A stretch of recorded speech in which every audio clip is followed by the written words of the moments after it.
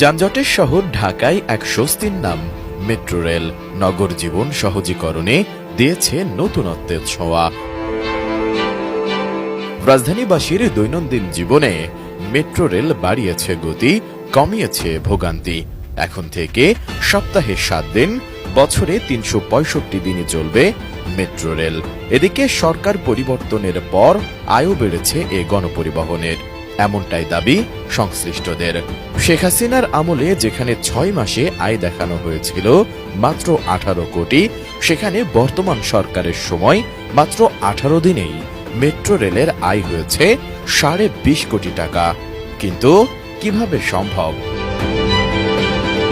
Total রাইডারশিপ হয়েছে 4,40,09,049 জন। 4,40,09,049 জন। আর আমাদের income হয়েছে